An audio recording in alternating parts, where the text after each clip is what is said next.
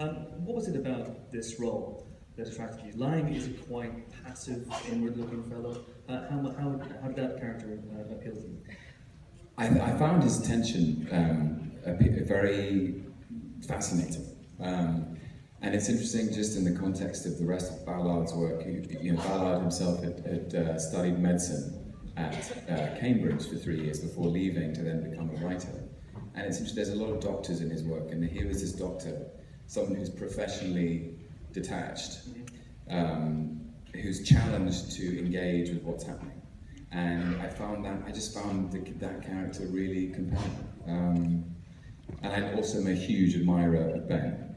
And wanted to do it really standing close to you on it. I would say that. No, I found the combination of Ben, what I understood as Ben's sensibility as a filmmaker, and Ballard, a really amazing cocktail. And just wanted to be part of it.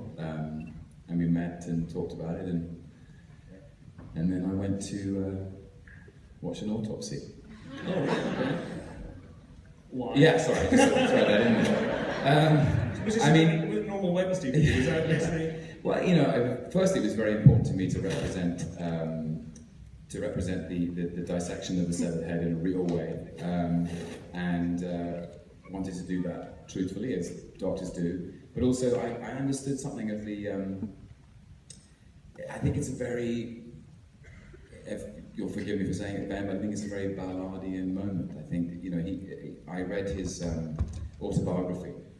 Called Miracles of Life, and there's an amazing bit where he's a child and he's taken through Shanghai, which has been bombed, and parts of it are deserted, parts of it which were once populous and glamorous and sort of exciting were sort of shells of their former life. And he talks about reality as a stage set which can be dismantled at any time. And in a way, there's something of Ballard's excavation of the human condition like that. He's saying, who are we behind the mask of our manners, the mask of our civilization? And so I had this very disturbing afternoon with a forensic pathologist watching a body be cut open. And I found his detachment fascinating. Yeah. He was one of the top pathologists in the country.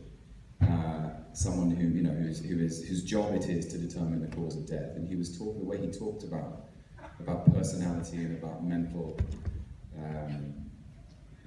disorder, mental health, the symptoms of mental dysfunction, and how that registers in the human body, just related in a fascinating way to what I think Ballard was digging around in this material.